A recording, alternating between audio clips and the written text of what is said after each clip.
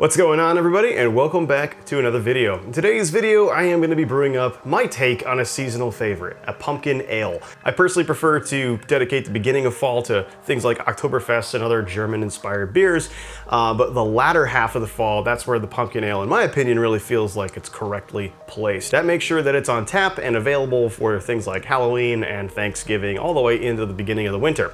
There's many different ways to brew a pumpkin ale, and I'm just going to show you one way here in this video, but there is one thing I want to make note of before we even jump into the video, and that's really that pumpkin as an ingredient isn't really all that impactful of an ingredient. It's a relatively mild taste. It comes across kind of earthy to me, a little bit kind of nutty as well, but oftentimes it really gets lost in many of the other characteristics of a beer. So if you really want to feature pumpkin as a specific ingredient, try brewing a little bit of a lighter beer.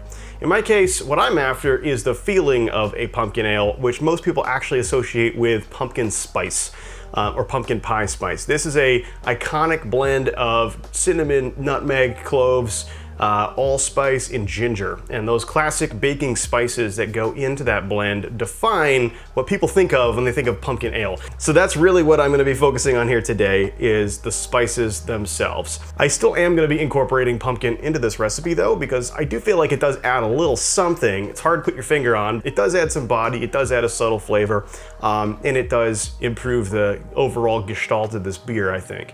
But if you don't have access to an actual pumpkin or pureed pumpkin, like totally fine to substitute out with things like any other orange, fleshy, starchy squash.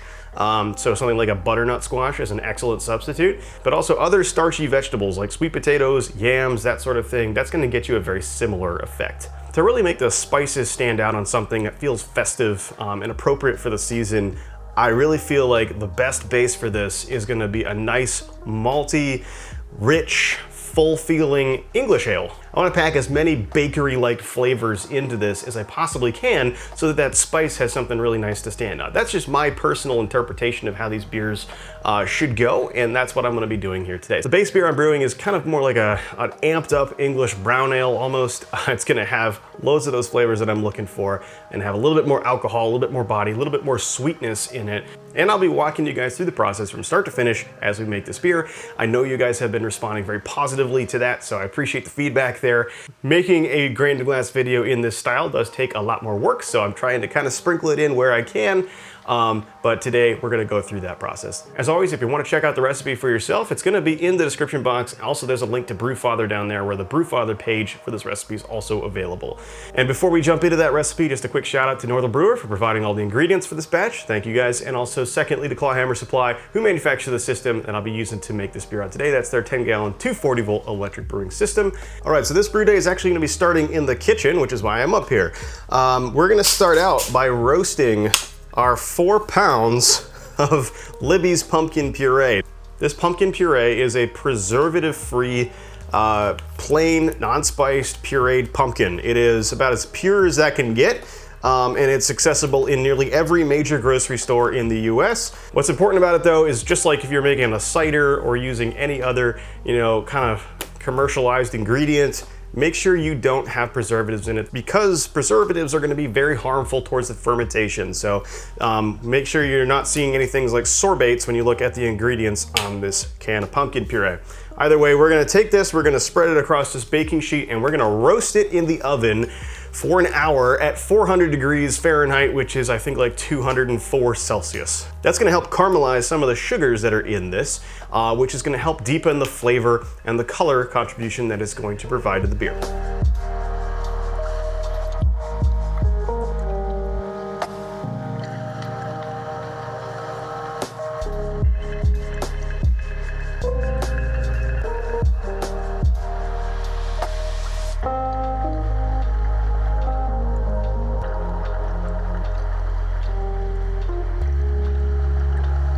The next thing I'm going to do here is talk through the malts that we're going to use in this recipe. The first, of course, being our base malt, which is going to be the good old standby English Maris Otter, this time from Simpson's.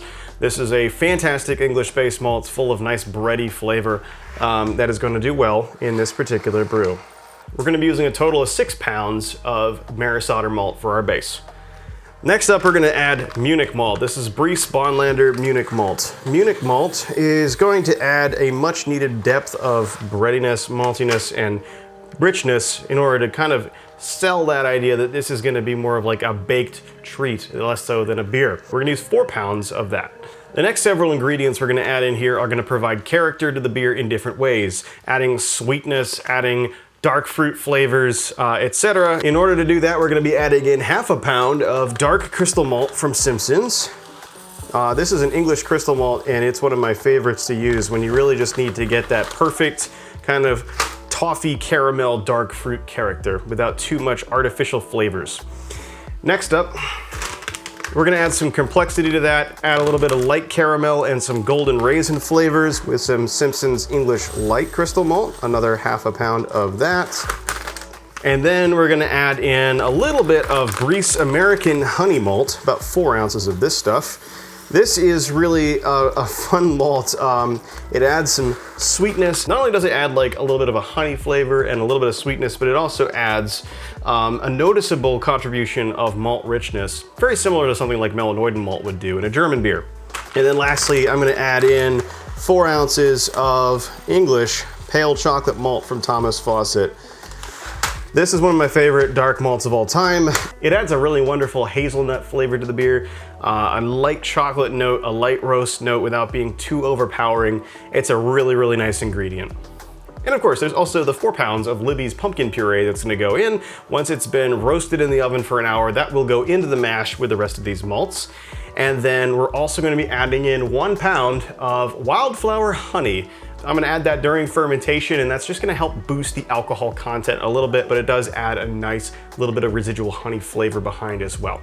All of these things together, I think, are gonna be a wonderful canvas on which to paint the flavors of the pumpkin spice. The other thing I'm gonna do while I'm up here is I'm going to actually start making a spice tincture. There's many different ways you can incorporate spice flavor into beer. The easiest, the simplest way, of course, is to just toss it in at the very end of the boil to help kind of extract some of that, but that can also cause some unwanted harshness, astringency, and bitterness from these spices. By adding in a tincture, which is basically just a maceration of the spices in neutral alcohol, by adding that into your final product, you can not only dial in exactly the spice character that you want, but also it tends to provide a little bit smoother, sweeter spice presentation.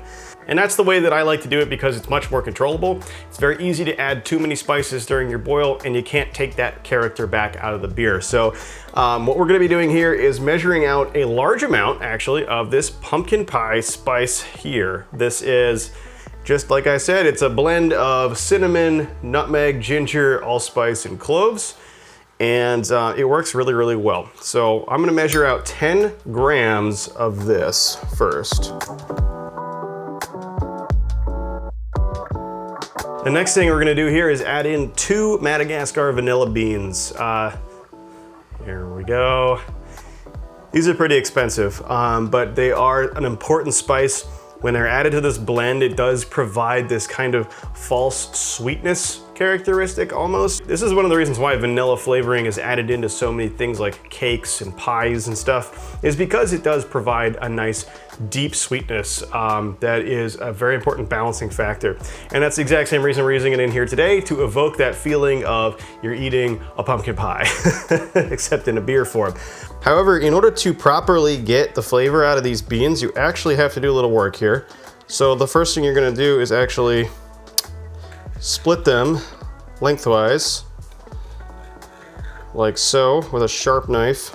And then inside of the bean, you'll be able to see all of this like tar-like flesh. That's the flavor. Like, you smell that? It's pure vanilla.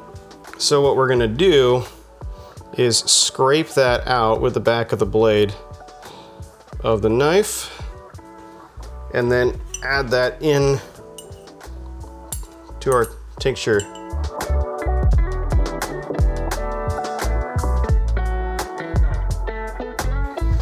All right, and then just for good measure, I'm also gonna put the stalks of the vanilla beans in there as well.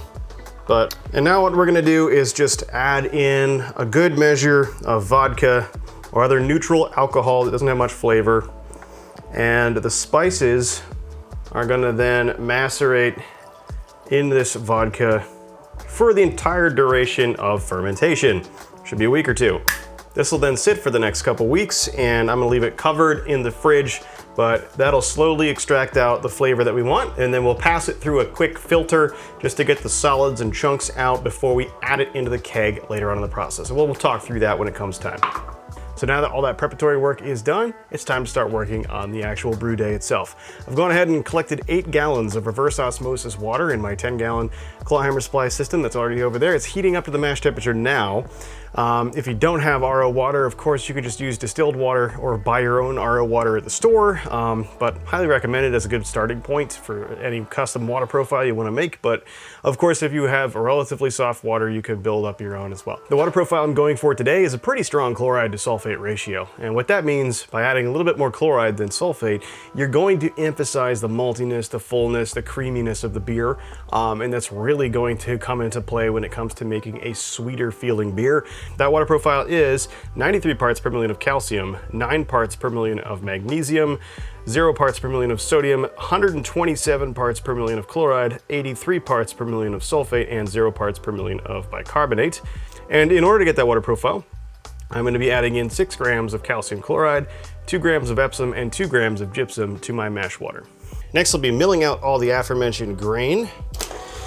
If you don't have a mill, it's okay. You can always try to buy your grain pre-crushed or try to crush it at your local homebrew shop if they have a mill.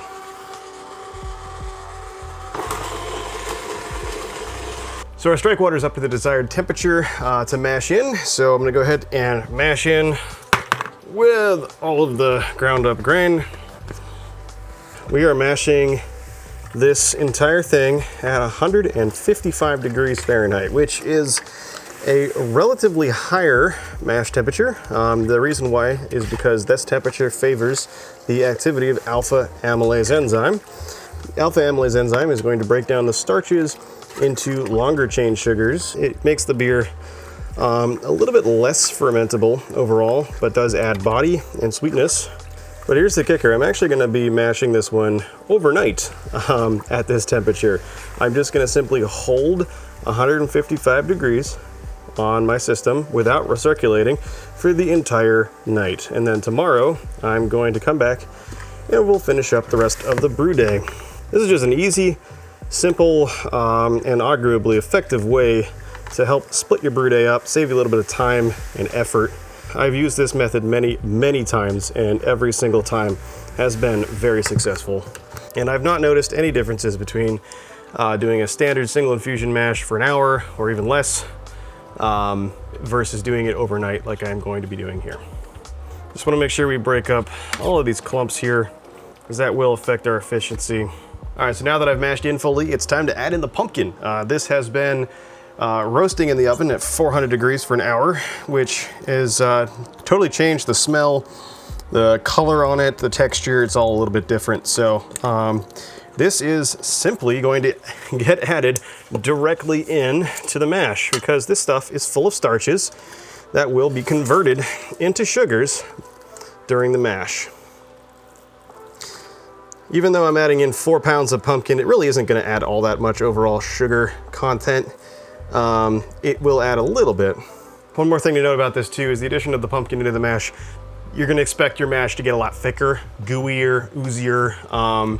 It may take a little bit longer to lauter or drain the wort from the mash tun, but don't worry, eventually you will get there. For my system, it's not that big of a deal because all I have to do is pull the grain basket out. Same thing is true if you have a standard brew in the bag setup, but it can be a little bit of a pain in the butt sometimes if you add a lot of pumpkin. All right, so we're gonna leave this at 155 degrees as it is now overnight. And so I will follow up with you all in the morning when it's time to carry on with the rest of the brew day. All right, so it's the next morning. It's time to go ahead and pull out the grain basket, let this thing drain. Kind of curious to find out just how difficult it is, but it looks like it's flowing just fine. That's good to see.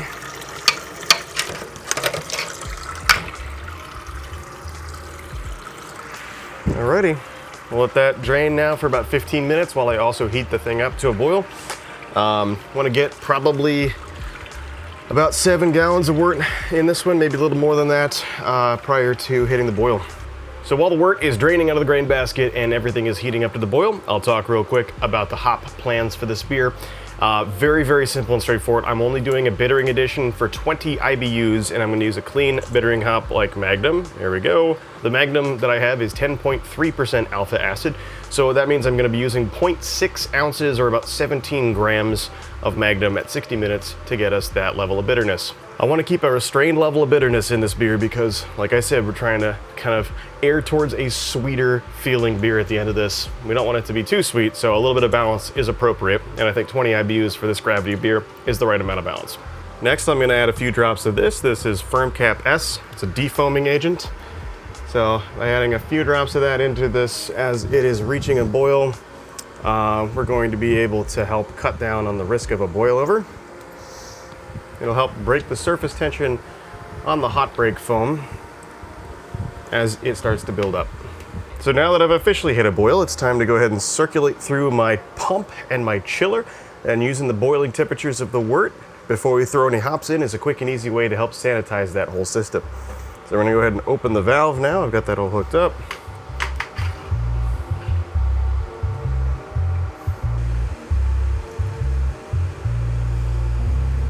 It's top of the boil now, so it's time to add in our bittering addition.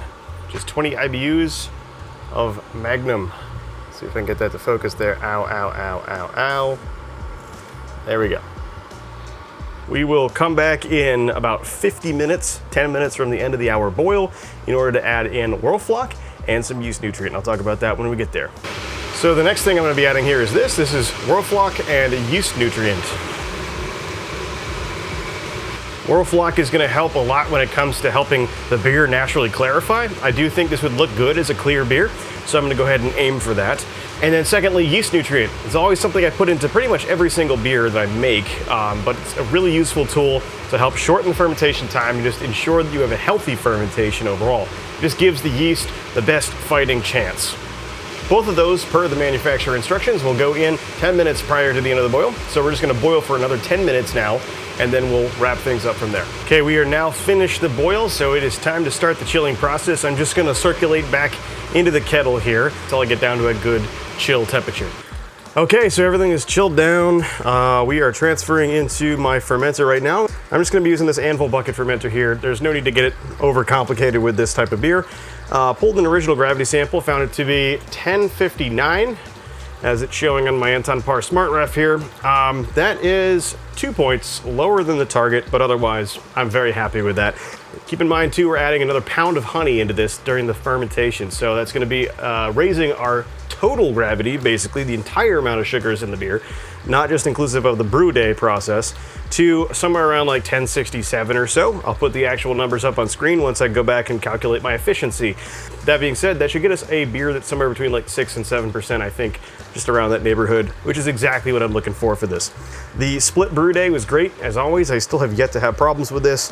The wort tastes awesome, and yeah, I'm just excited to see how this turns out. So I'll finish transferring this over and then we'll get it chilled down fully to the fermentation pitching temperature.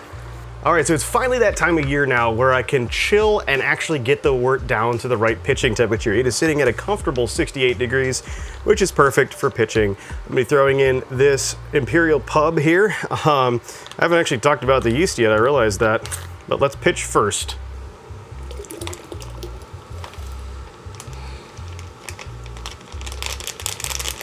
I've used this particular strain, the Fuller strain, many times in the past in the forms of usually like London from L'Allemand or Yeast 1968, but this is the first time I'm using it in the form of Imperial Pub. I have yet to be really disappointed by anything from Imperial, so I'm excited to see how this goes.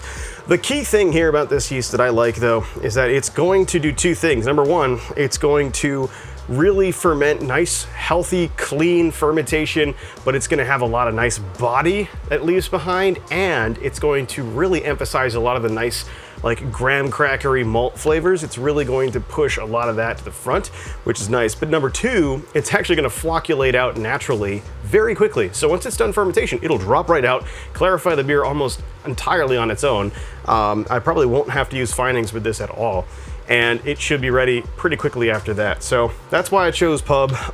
It's a fantastic standby strain and one that I can recommend wholeheartedly. Anyway, I'm gonna get this into the fermentation chamber right now. We're gonna ferment this at a straight and steady 68 degrees for the next week or two. And yeah, on to the fermentation segment from there. Just gotta clean up. So let's really quickly talk about the fermentation for this beer. It can be as complicated or as simple as you want it to be. There's many different ways to ferment a spiced beer. And in my case, I'm just gonna be attacking it from the vein of a little bit sweeter English style ale.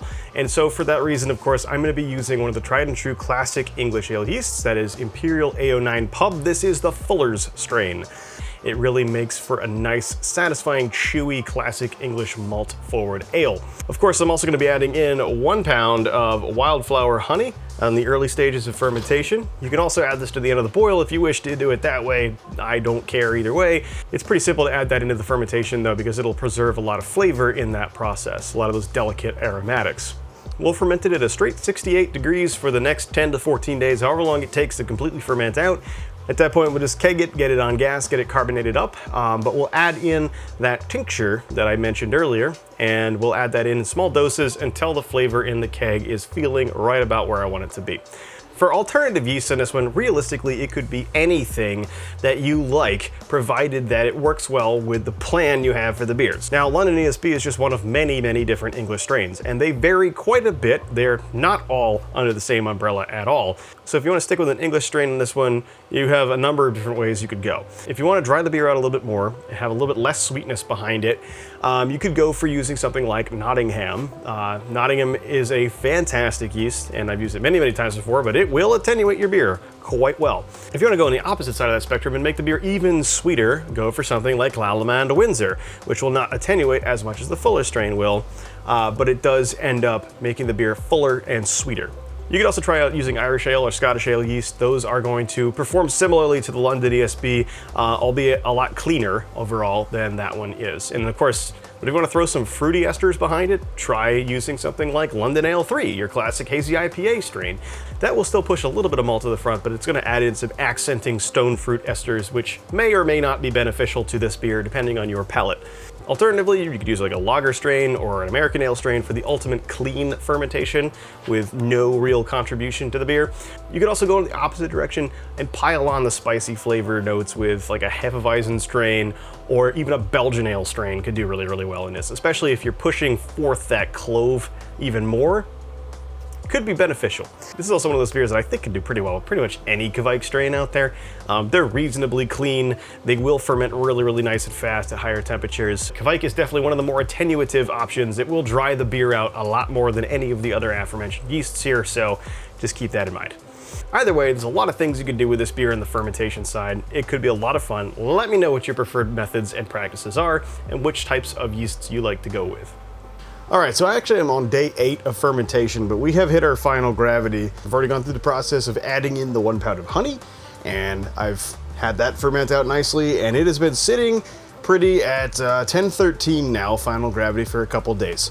I did take a quick sample off the fermenter though, and when I taste it, it's got a lot of acetaldehyde in it, so that presents to me as a very kind of prominent fruity, lemony kind of citrus character almost, with a little bit of harshness behind it, and that needs a little bit of time to age out. So what we're gonna do here is I'm actually gonna transfer this right now into a keg, because a keg is a much more oxygen safe environment than a bucket fermenter with an airlock on it. Now, because it's a dark beer, because it's a semi-sweet beer, it's really not all that susceptible to serious oxidation quickly, and also it's a seasonal beer. It's not going to stick around for all that long. So I have no intention of aging this. I have no intention of sending this to any competitions or anything, so I am just going to go ahead and do a simple gravity transfer into the keg. So I have my keg here, which has been cleaned, and it's filled with a sanitizer solution right now.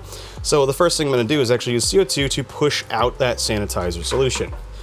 But what we're doing here is we're guaranteeing that we're replacing the space with nothing but CO2.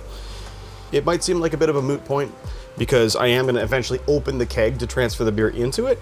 However, using this method, you are going to get a much greater density of CO2 versus air in the keg when you open it. So I pushed all the sanitizer out with CO2, and now I'm going to go ahead and use my sanitized transfer hose to transfer the beer. There's still a very high concentration of CO2. I can see the cloudiness in the keg, which is a good sign. It's not perfect, but it is good enough for this situation. All right, so now the beer's transferred, so I just added 3 grams of ascorbic acid to the keg. That's an oxygen scrubber that's gonna really help eliminate any residual oxygen in the headspace of the keg or any oxygen that got dragged into the beer during the transfer process. It's just cheap insurance to help kind of mitigate the risks of oxidation for a little bit longer than I otherwise would have. This keg is now gonna sit down here at room temperature for the next week or so, where it will continue to condition and mature and refine its flavors until it's finally ready to be put on tap. When it's ready to be put on tap, I'll take it upstairs and I will put it in the kegerator. I will apply 30 PSI of pressure to it at kegerator temperatures for 36 to 48 hours, which should give us a good medium level of carbonation.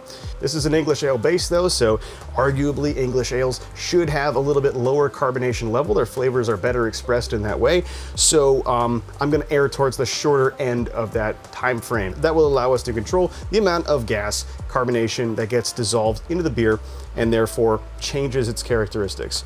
Once it's fully carbonated, then I will add in a measured amount of my tincture. I will test this out and try to find out what the right level is once it's all ready. But as the spices are the one variable that you can not really mess around with and have to get right the first time, I'm gonna save it to the last point in the process before we serve.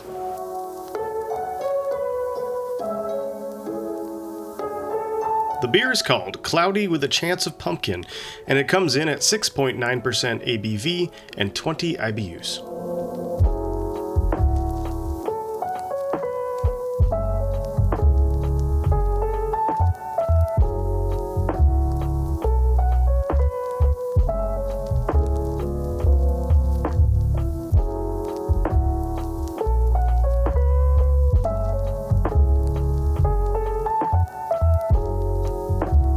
So as I'm editing this video, I'm realizing very quickly that it is getting very long. So I'm gonna try and expedite the tasting notes here. We'll skip the typical beauty shot piece of this and just kind of talk about the appearance right now. The beer's pouring a medium amber color, almost brown. It's not totally clear, it does have some haze in it, but I'm really not too broke up about that. The clarity on this beer is kind of more of a nice to have, not necessarily something that's a requirement for me. And then, yeah, then the head on the beer is actually coming out pretty nice. It's a sort of off-white kind of cream color head, really tight, nice layer it sticks around. So yeah, I'm happy with that too. Aroma on the beer, yeah, really nice kind of bready maltiness there. A little bit of a nuttiness, and then definitely got a whiff of the spices. A little bit of vanilla coming through. That's nice. It smells very much like a traditional English ale, so I'm pretty happy with that. Go in now for mouthfeel. That's nice. Yeah, it's got a lot of the characteristics of a classic English ale's mouthfeel. Smooth, rounded, full-bodied. Carbonation isn't too strong. That's nice. That's a real nice like pub sipper. Yeah, very easy to drink, reasonably so. And one that really, that carbonation not being super present there does kind of allow that malt to really come through. That's nice. It finishes really nice too. No edges, very smooth, very round, very soft. Now let's talk about the flavor though. There's a lot of flavor going on in this. So I will say, this is actually not coming out as sweet as I initially thought it would be, but it works. It's not a problem there. So it's got a lot more breadiness to it than it does have like malty sweetness. The prominent flavors at the beginning are gonna be that bread. There's a little bit of yeast character too. I'm getting that nice balanced amount of spices in there. That pumpkin pie spice blend really does kind of come through at the beginning. There is a nice soft vanilla flavor on the back of that. That's really pleasant. But really, yeah, out of the flavor of those pumpkin spices, the ones that are coming through the most are nutmeg and cinnamon. And it does disappear kind of quickly. And there is a nice residual kind of bready caramel flavor after that. It goes into a really nice like toffee and like more darker kind of flavors. And then we're getting into that really nice signature pale chocolate hazelnut character at the end. That's good.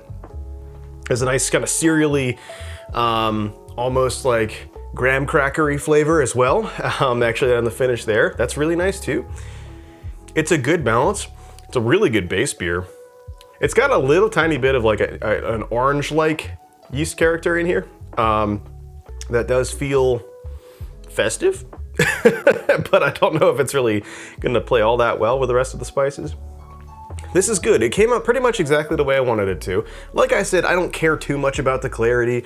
It'll be a little bit more visually appealing if it clarifies over time, but honestly, this beer is really more about the flavor. It's more about the experience of drinking a pumpkin ale, and that's certainly delivering here. There are a few things, though, I would do a little differently here. Number one, I do feel like this beer could stand up to be a little bit sweeter. It really is.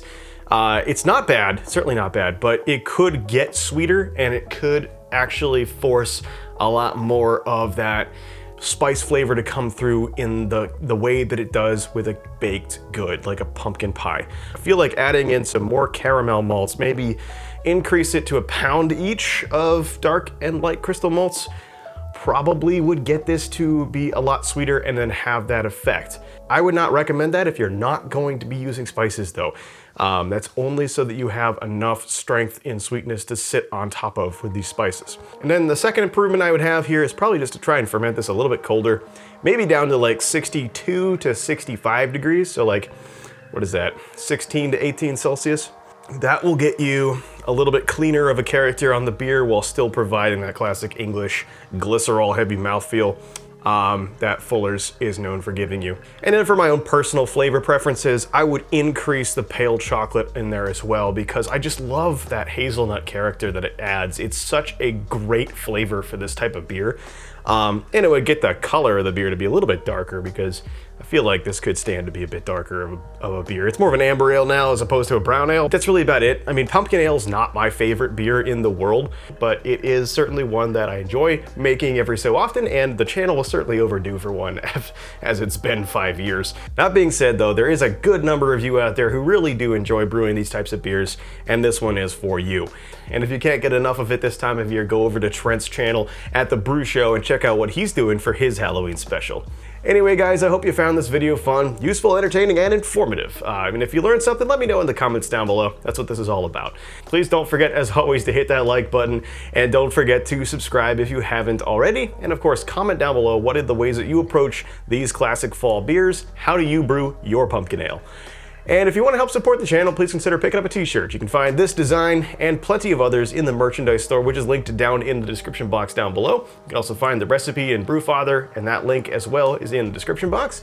I also have a Patreon, and my Patreon is the #1 financial supporter of this channel. Seriously though, patrons, thank you for your support. You guys have enabled me to do things on this channel that I otherwise would not have been able to do without that support. So that means a lot to me, and I really do appreciate it.